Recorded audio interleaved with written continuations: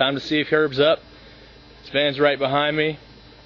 It's time to knock on the window and make him start his day.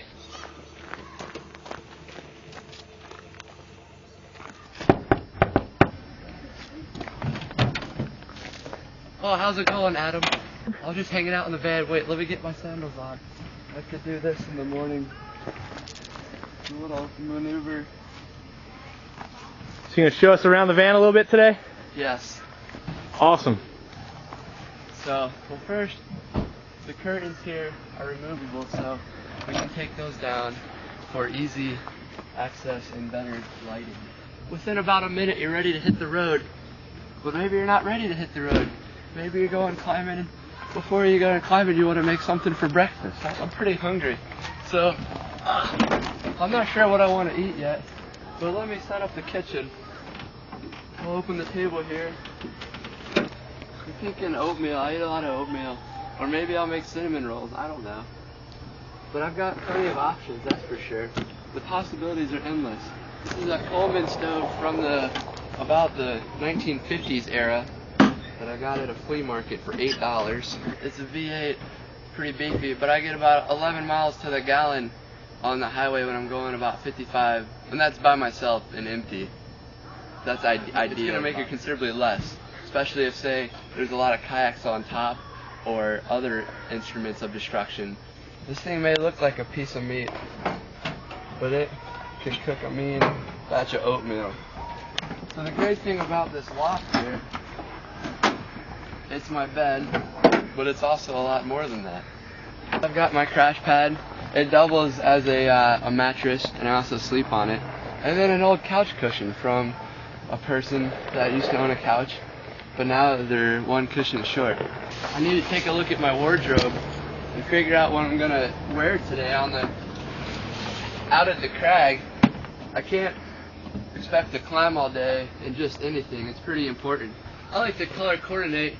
I've got two different harnesses, so depending on what harness I'm going to wear is going to say a lot about the clothes that I'm going to put on. But I've got all my roadside emergency stuff right here. Easy access to all the cookery. Some gas. And then I've got my clothes. Got my technical clothes in this one. Polypros, wind shirts and whatnot. And then my street clothes. So maybe if I wanted to climb in style today and really look sharp like they do in those pictures in the magazines, I could put this on and be like, hey, alright. Was that the shirt you were wearing in that article in Rock and Ice? It was, yeah.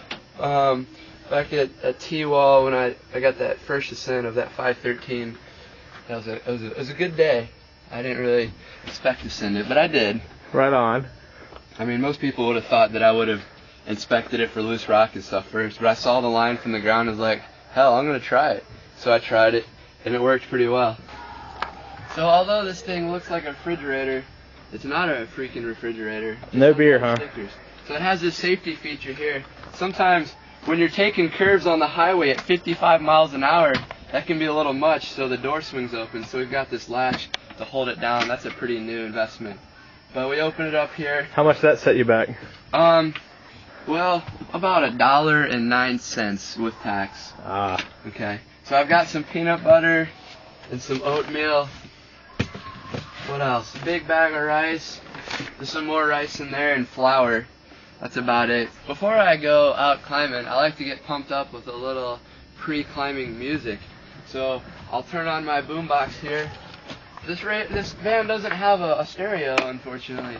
But what it does have is this sweet-ass boombox and an AC-DC power converter.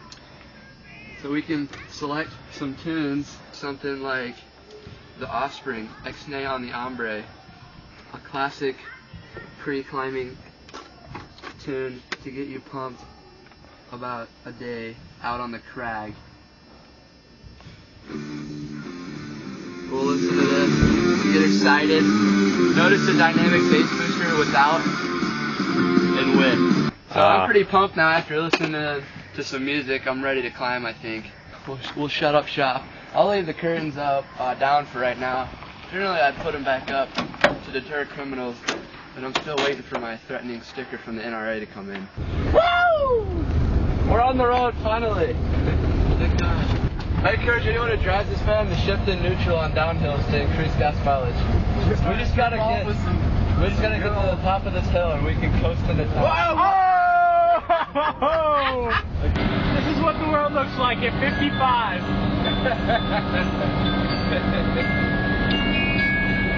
And not a mile an hour faster. Down in Utah, Alabama, in 1965, a young man about 21, no different than you or I. He's catching catfish and getting drunk, but Uncle Sam called. He called him up, send him out to Vietnam. That young man got his life turned upside down, turned his smile into a frown, dropped that king of his crown for an ideal he didn't even know about.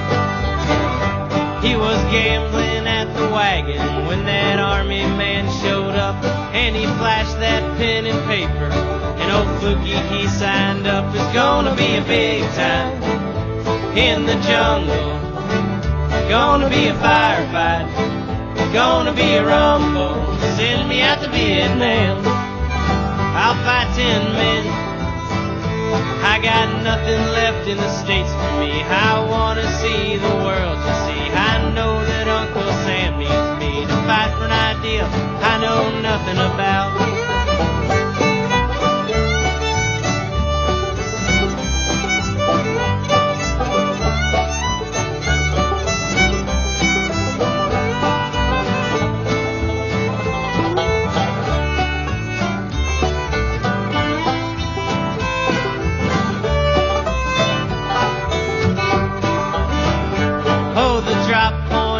Dusty and the drill sergeant was loud, and he could not see the corpses for the raging dust cloud. Grab your duffel bags, head to the checkpoint. Welcome to Vietnam, boys. You're in for a hell of a fight. Take it from the ones who know. The army moves slow. Hurry up and wait. Don't sleep late. Learn to hate your brother before you hate your foe. On patrol out in the rice fields, them choppers flew low, glancing up for the hand signal to tell you where to go. Then the bombs started falling, and they pounded his brain, and he thought about Utah, and who was to blame for sending him to Vietnam.